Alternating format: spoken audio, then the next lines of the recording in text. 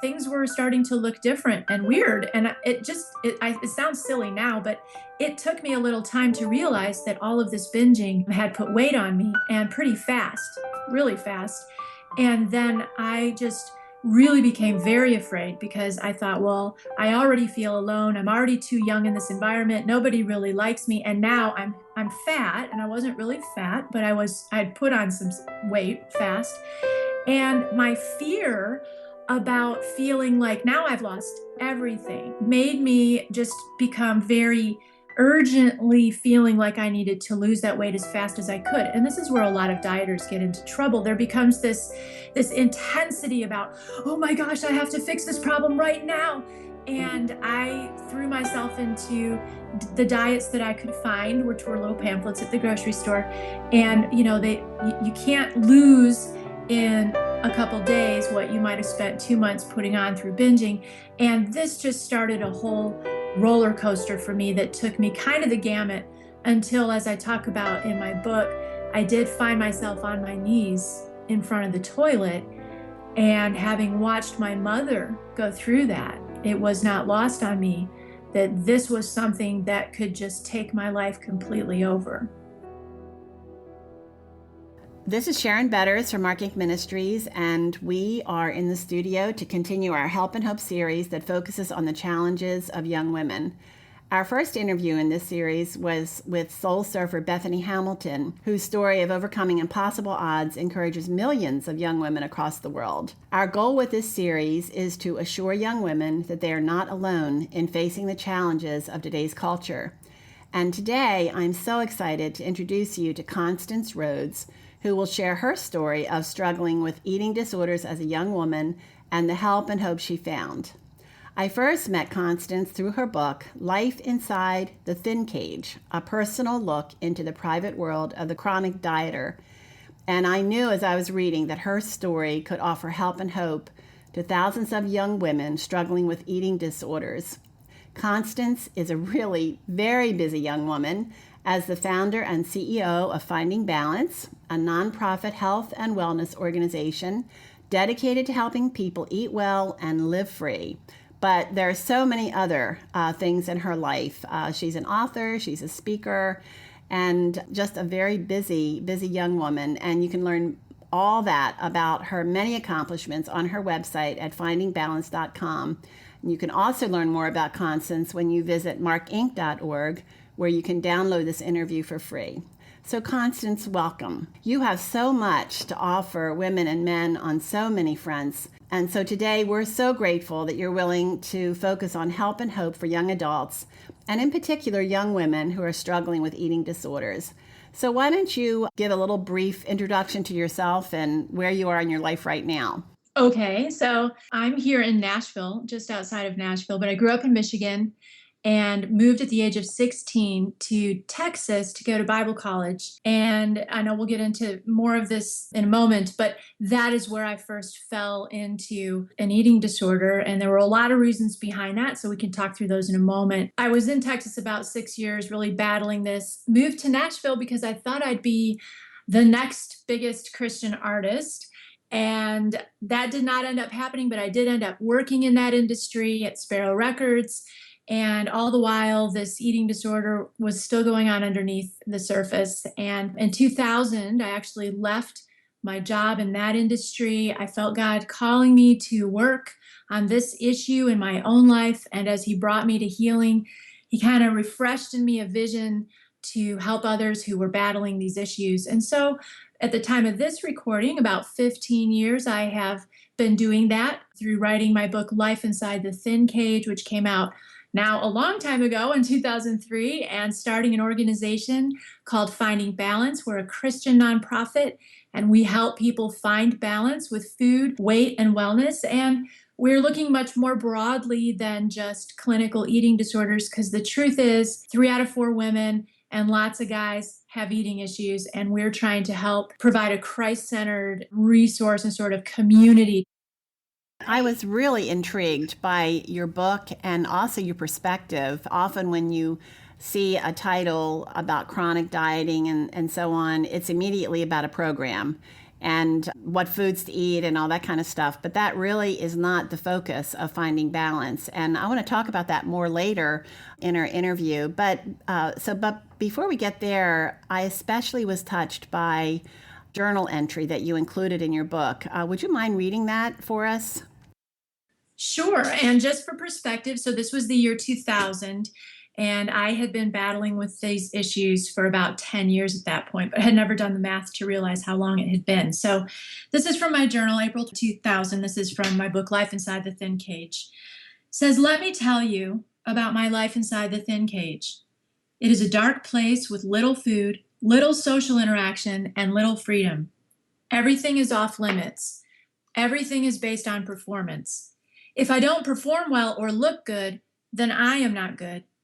I'm not allowed to enjoy a piece of cake or a slice of pizza, because if I do, tomorrow I will wake up fat. I don't get much social interaction because I scare off any would-be friends out of my fear of letting them get too close to me. I exist on water and a few carefully planned meals every day, and coffee, lots of coffee, and Diet Coke, of course. When I walk into a room, I throw off an intimidating vibe so as to ensure that potential threats to my insecurity, that is, nice people, keep their distance. Other women pick up on the vibe and they treat me coldly, something I don't really want, but have caused to happen by my behavior. Daily, I complain to my long-suffering husband, 'My butt is bigger today, isn't it? My stomach didn't look like this last month, did it? Are you sure I'm not fat? I feel so gross. How can you love me?' It's a wonder he does, but he does. I'm grouchy all the time. I'm constantly aware of my cruel nature toward people that I wish I could be nicer to. Since everything is about performance and appearance, a bad hair day can truly ruin me. If my performance ever slips, I'm suddenly in the precarious position of losing my value to the world. Going anywhere, meeting anyone requires that I look my best, for people may not like me if they don't think I'm attractive and thin. I have a hard time sleeping at night, and more than anything, I am alone." That's really a powerful description. I think that many people, especially young women and probably women of all ages, can relate to. You also included a quote by Randall Jarrell, "The world goes by my cage and never sees me." And I have to admit that when I read that, I just felt kind of emotional about it and the loneliness of people who are in that cage. How did you end up in that thin cage? Well, and I should point out here at the top, because some of your listeners are probably thinking, well, I'm not thin, so she must be talking about just, that classic anorexic person. But when I titled my book, we put thin in quotations because it's not just the size, but rather that obsession with the idea of being thin. And you can be any size and be obsessed with that sort of thing. And so for me, growing up, I did not have any weight or eating issues. My mother did, actually. That's a big part of the story. So we can get into that in a moment if you'd like. But I didn't. I kind of watched her going through her own struggles, which included anorexia and bulimia. And I didn't understand at all why she was doing that to herself. I mean, that's what it looked like to me. I thought, why would you eat these huge amounts of food and throw them up? And I could tell that her life just seemed out of control, and she was so smart and beautiful, and I just didn't understand. And I went to college, like I said, when I was just 16. And so you can imagine that's really young to leave home, be on your own in an environment that you don't know anything about. Because of the situation with my mother, my parents had divorced. I didn't have a lot of interaction with her, and I didn't know how to interact with women in general. And now here I was on a Christian campus. There were a lot of rules placed on me because of my age. I was kind of prohibited from hanging out with guys, go figure, and I didn't know how to hang out with girls.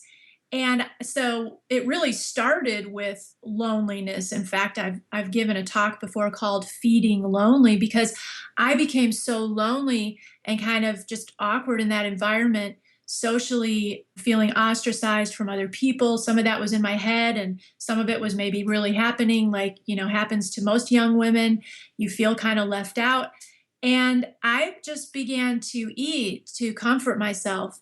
I had never done that before. This was before the days of the internet. I wasn't aware of the freshman 15 concept. And but I was eating amounts of food that I now know were binges. I was eating to the point of actual physical pain, trying to fill this loneliness that I felt there on campus. And what happened was, just about a month or two into my college experience, I went clothes shopping one day. And as I tried on some clothes, and my figure, it had been like the one thing I thought I had was my figure. And things were starting to look different and weird. And it sounds silly now, but it took me a little time to realize that all of this binging had put weight on me, and pretty fast, really fast. And then I just really became very afraid, because I thought, well, I already feel alone. I'm already too young in this environment. Nobody really likes me. And now I'm fat, and I wasn't really fat, but I'd put on some weight fast. And my fear about feeling like now I've lost everything made me just become very urgently feeling like I needed to lose that weight as fast as I could. And this is where a lot of dieters get into trouble. There becomes this intensity about, oh my gosh, I have to fix this problem right now. And I threw myself into the diets that I could find, which were little pamphlets at the grocery store. And you can't lose in a couple days what you might have spent 2 months putting on through binging.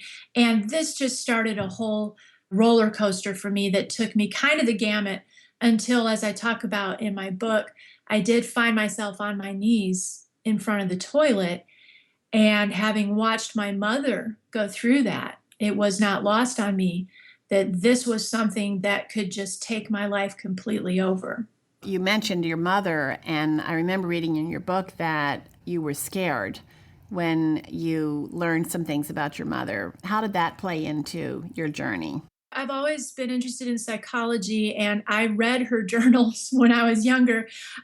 She would leave me at home and go off on her binges, and I would snoop around the house and find her journals.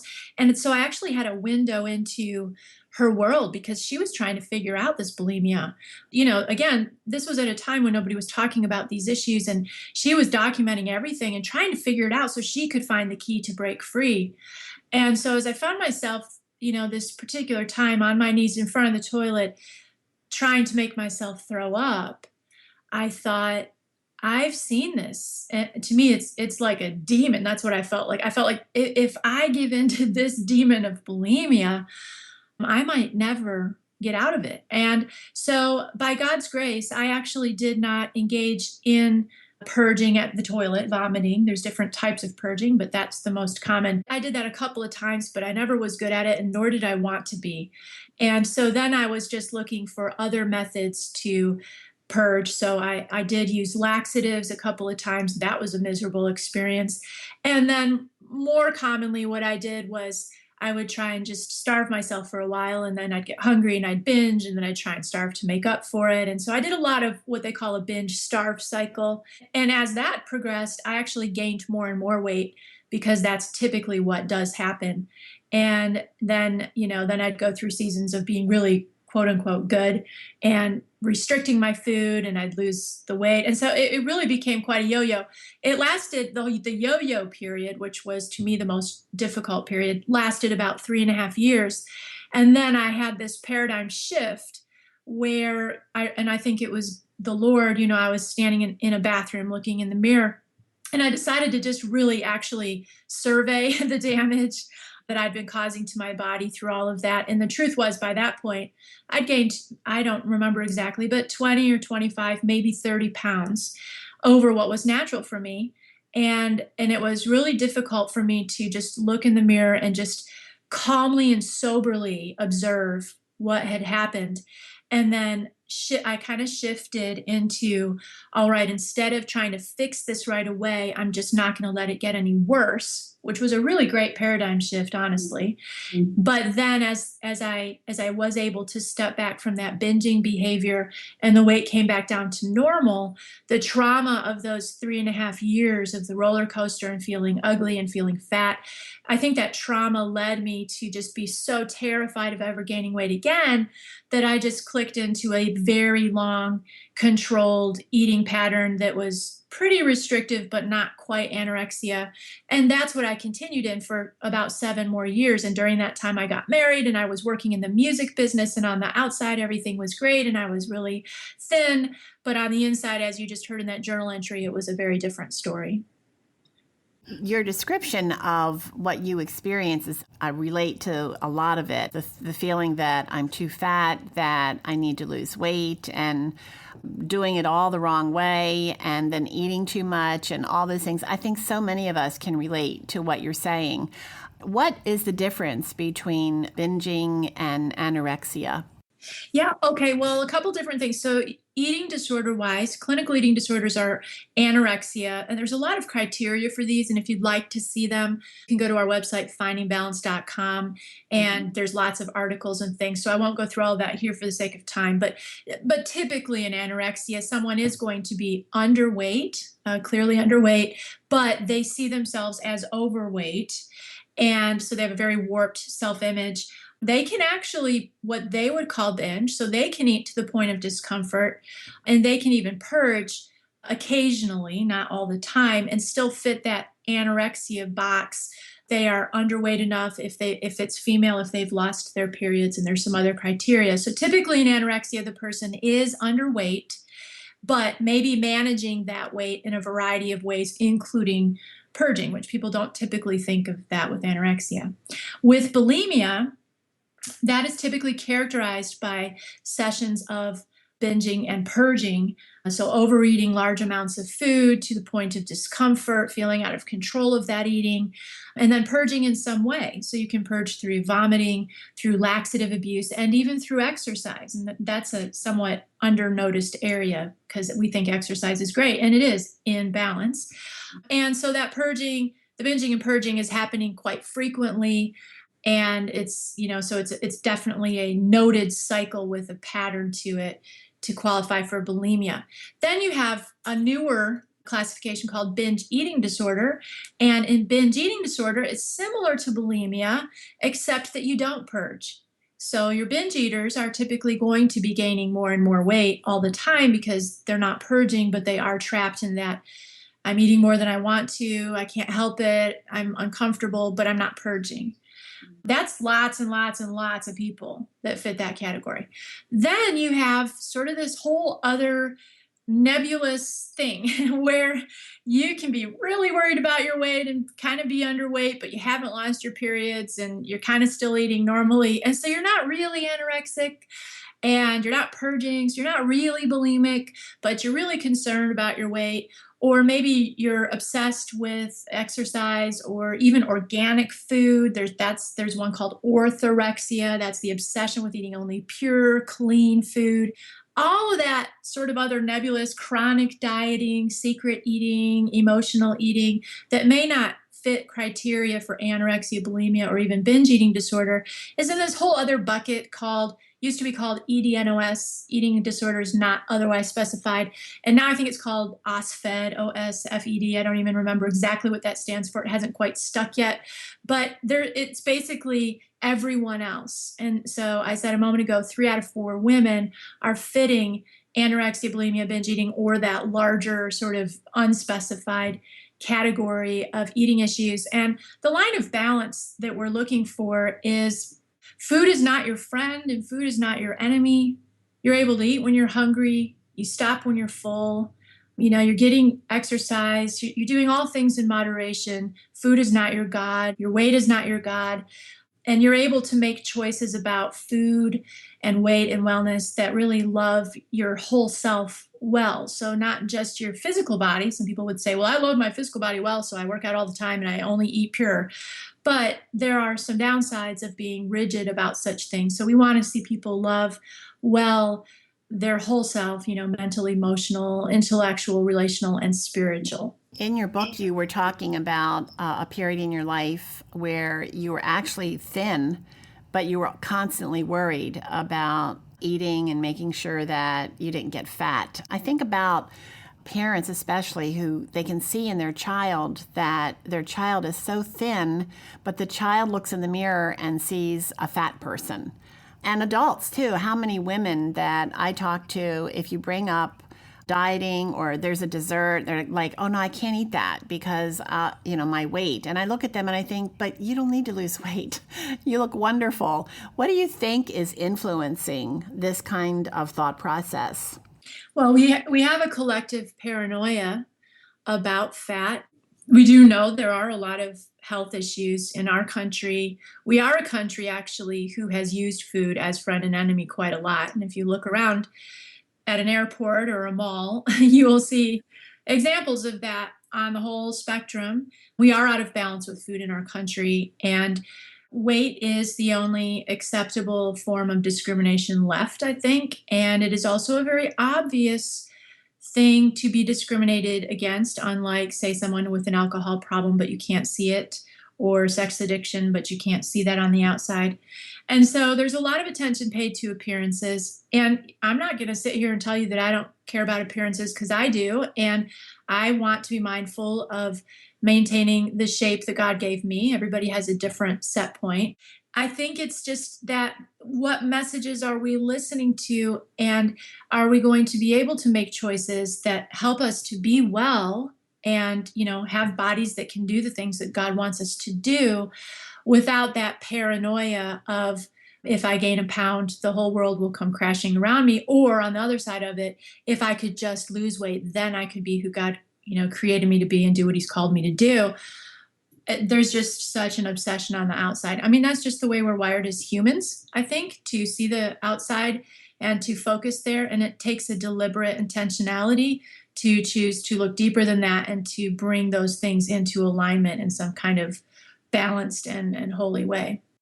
How about teen girls? If you could just talk to a teenager sitting in front of you right now who obviously is struggling with her appearance, struggling with eating, has eating disorders, what counsel would you give to her? I think one of the things that, when we are teens, we think that the troubles that we have as teens, that we will grow out of those. That, when I go to college, or when I go into the workforce, or when I get married, or when I have children, there's always these ideas that this is just a phase. Being a teenager is hard, which it is super hard to be a teenager. And there's this concept that I'll grow out of the struggles I have. So I'm just going to use this coping mechanism for right now.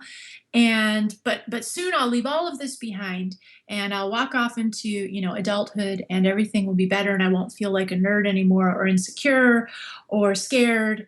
And so one of the things that I love to tell teens, which sounds not pleasant, but you don't grow out of that stuff, okay? And so the option is to learn when you're young some good coping mechanisms for walking through the difficulties of life, or you will become a grown-up who still is dragging around these fears and these anxieties. And you'll become these grown-ups that you probably look at and say, I will never be that person. You can become that person. You can become an unhappy, dissatisfied, unhealthy person that you don't want to be. On the other side of that, if you will allow God to reach you now at this age, where you kind of do have a lot of life ahead of you. We never know how long we have, but you probably, many people listening to this have, more years left than I do, probably. There is such an opportunity to say, I am going to claim this life that God has given me. I have been given gifts that no one else has. No one's been made like me. And I refuse to let this world around me tell me that I can't be who I am, because I don't want to be that older person who hates their life and never got to pursue their dreams. I'm going to choose now to deal with these issues and to learn how to cope with anxiety and loneliness and rejection and disappointment and all of those things. I'm going to learn how to do it now, because there is too much life ahead of me and too much stuff that God wants me to do. So I refuse to let that be stolen from me. So God, show me now what I can be doing to be moving in positive ways out of this, so this does not become a rut that I get stuck in. That is great counsel. But then the teenager will say, but I don't even know how to start doing that. What can I actually do to make sure that I'm on that pathway? Teenagers today are so resourceful for the things that they actually really care about, right? So I would say God knows for sure what you can do. Now, again, when we're talking about eating disorders, if you have an eating disorder and you're listening to this, you already have a bit of a battle. So this is not a battle that you can fight on your own. You're going to have to reach out to somebody that can help you.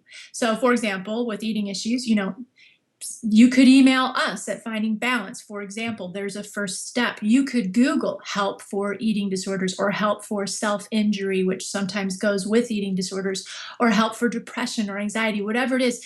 Go Google it. I recommend you try and find Christ-centered resources. I just think that they're going to address the spiritual side well for you, which matters. But go find the resources. You're going to have to choose to listen, to counsel, to seek good counsel, and to accept the help that those who love you want you to have, and to use your voice to communicate if that help is or isn't what you need. And, this is your life, and no one knows what's going on inside of your head. But people love you and can support you if they can hear from you what you need. They can help you find those next steps too. How about the parents who are raising daughters in this culture? What practical steps can they take to help point their girls in the right direction when it comes to body image and food and balance? Well, we must first look at ourselves as mothers. I mean, we cannot diminish the role and the influence of the comments we make in our homes around our children about our bodies, about what we're eating or shouldn't eat, or about what someone else's body looks like, or wow, did you see them eat that? They did not need to eat that. All of these comments that we make to our husbands, to our friends, to our coworkers, around the dinner table, all of that stuff is being absorbed by these sponges of our children. So in my house, for example, fat is a 4-letter word. We actually don't use it. We just don't use it. My kids know that it's not a word that we use. We eat, a variety of foods. We don't have okay food, good foods and bad foods. We do discuss beneficial things about food and how certain things aren't as beneficial, but we really try to avoid negative self-talk, anything like that. And at a minimum, you've got to basically zip it when you're around your kids. If you have concerns about your own body, go share them with somebody else. Your kids don't need to hear that at all. They need to, they need to also hear, I love your little belly. I say this to my daughter all the time. Her belly actually is soft, and she's a little bit of a squishy girl. She's by no means overweight, but I will say to her, "Oh, I love your legs. They're so strong." And I'll touch them, I'll squeeze them. So she's used to feeling her physicalness, her physicality. And then we'll talk about her belly, and I'll rub it. One day you can have babies in there. Oh, I can't wait. Oh, I'm so glad, and I'll squeeze her cheeks. So again, we want to avoid saying negative things, and then we want to also affirm as much as possible the positive things. And if it's a parent who has a child who is unhealthy, either on the overweight or underweight side, for that, I would recommend that you go and get counsel with somebody who works specifically with that. And I actually have a great recommendation for that. There's a website called shapedwithlove.com. She's a fantastic Christian counselor, loves working with young children and their parents. There is help out there for you parents to find that balance and to help your children find health if they are currently in a state of unhealth in that area. If your child is already struggling with physical issues, I've had parents say, I don't know what to do to help them because I don't want to make a big deal out of this, because I don't want them to have an eating disorder. I don't want to plant bad ideas, but I see them going in the wrong direction. How do I help them without making the circumstances worse? Yeah, so that's such an important question. One thing that relieves pressure from me all the time is when I can remember that God knows exactly what every single person needs. And so sometimes I even in my field, and I'm a lay expert in these issues, and I'll feel sometimes like, oh, I don't know the answer for you. And then I'm comforted by the fact that God does. And that if we can be very intentional about asking God to show us who we need to talk to and what we need to see, and then we go look and listen for that, He will show up. He really will. And secondly, there are some good resources out there that I do know about. So, one, there's a great one that I just want to mention for anyone listening who is a parent or a loved one of somebody with a clinical eating disorder. It is called Chasing Silhouettes. It is by a wonderful friend of mine, Emily Wiranga, and it is very practical roadmap of how to navigate that and what's going on inside that person's head. So Chasing Silhouettes is a great book for that. And then on the other side of things, say it's a child who just needs better nutrition and struggling with overweight or other things like that. Again, Shaped with Love is my favorite resource. They even have a series of children's books to help young children embrace their body as a gift from God before those problems even begin. The resources are out there, and just trying to get them in front of people is so important. And we will include all this information on our website as well, all the resources that you have mentioned, and of course, link with Finding Balance. You have mentioned several times your relationship to the Lord. Talk to us about that a bit. What do you mean when you talk about God's presence in your life, asking Him for guidance and help? There's a universalism that everybody thinks that they have a relationship to God, but I think you're talking about something more personal. I was raised in a Christian home, and which has pros and cons, but it means that from a very young age, I heard all this language about, Jesus as your savior and your personal savior, and the Holy Spirit, being something that can be part of your life. And I will say that by being in church for a lot of those younger years and into my teenage years and then going to Bible college, I had experiences with God lots of times that maybe a lot of other people wouldn't have. The other side of that is that I also needed to come to a point of understanding what was my own belief system versus what was I just parroting. Sometimes, especially Christians, will just parrot what they've heard during their upbringing, but not necessarily really believe it. And so now, at the time of this recording, I'm nearly 45, so I've had lots of time to really wrestle through what do I really believe, and even going through a season of, well, I just don't believe in God and Jesus, or what if it's all just a made up story? It seems kind of crazy to me. I went through that season, and it was really through that season, and I even went to my pastor and said, what if you're wrong? What if you're standing up there every Sunday and this Jesus thing isn't real, and all of that? And as I wrestled through that season in my early 30s, I came to a place where I understood that you can't actually understand all of faith. It is somewhat that you can't put God in a box, but I knew that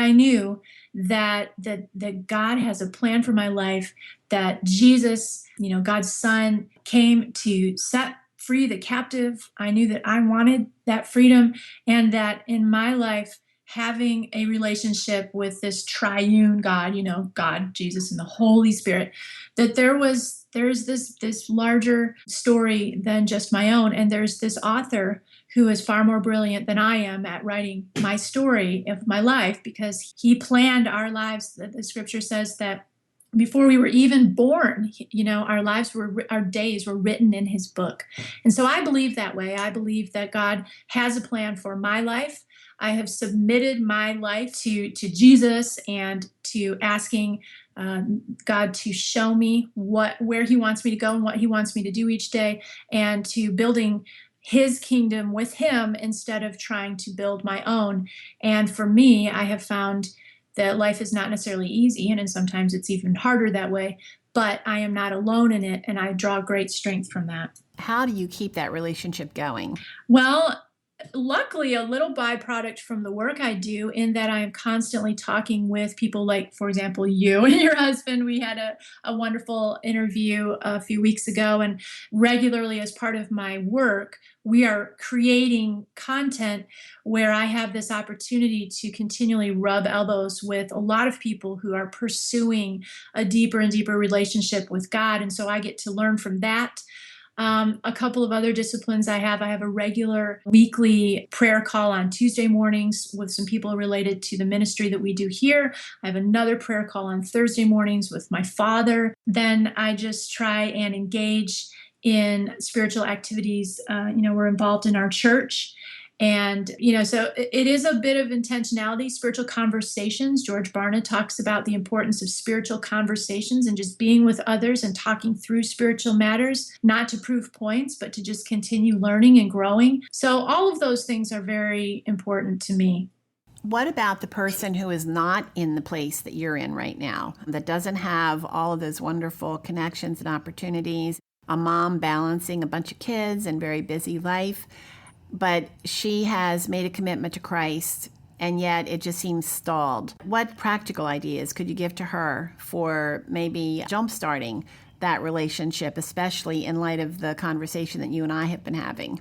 I think the key there is community. It's really big in what we do here. When I say community, what I mean is if you're feeling that way, that you feel kind of stuck in your faith walk or any other area of your life, and you want and need new, fresh life, connecting with other people is a huge part of that. Being able to be honest with someone else about how stuck you feel, about how scared you are, about the problems that you're facing. So, if you're wanting to grow spiritually, I would suggest that you reach out to someone who you admire in some way or feel like you respect their way of continuing to deepen their faith. And if you don't know anyone like that, again, I know this sounds cliche, it really isn't, but I just believe that it doesn't matter where someone's at in their own faith walk. I don't care if you're in the middle of the worst sinful experience you've ever had. I believe God hears us when we say, "Where are you, God? I need you. I need you to show up somehow." I just believe He hears us, and it is individualized to each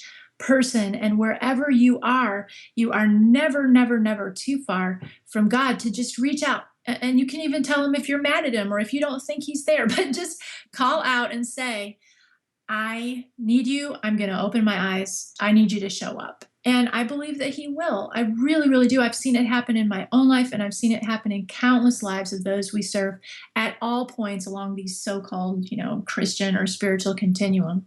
I'm singing the same song because of my own life and the way that Jesus has met me right there in the darkest places when I certainly didn't deserve for Him to show up. And that kind of leads me, you talked about community, and it's possible that someone listening is in a place where they don't even know where to turn for community, or maybe they're having a hard time getting out of their house. But you have a wonderful online community at findingbalance.com. And I have loved just kind of browsing around and seeing the incredible resources that you offer with interviews and stories and opportunities to go deeper in our faith. Why don't you tell us about findingbalance.com, why you started it, and what you hope will be accomplished through it? Sure. The initial beginning of Finding Balance as a ministry was my feeling that I did not have an eating disorder, but I had a problem that needed addressing, and nobody was talking about that kind of problem. So I felt really alone in that area where I was. Again, not a clinical eating disorder. There were resources for that, but there was nothing for this whole other category I told you about earlier, this sort of undiagnosed category. And so when we began Finding Balance, we were the first organization to sort of address that larger, not otherwise specified category of eating issues, which created a brand new community for people saying, "Me too, I felt so alone," or "I felt like my issues weren't worth treating," or whatever. Over the years, then, we've just grown and grown in the work that we do, a program that is the most, I think, special and powerful and amazing for those who want freedom, specifically from eating issues, is our Lasting Freedom online support program. We started this a couple of years ago. That's the program that you and Chuck were on. And that we just realized that it removes entirely several barriers. It removes the barrier of coming out of your house if you're private. It removes the barrier of comparing bodies with each other because you're in front of a screen, so you can't really see. It removes the barrier of, how can I access it? Because all you need is a device of any kind, which most people, at least America, have now.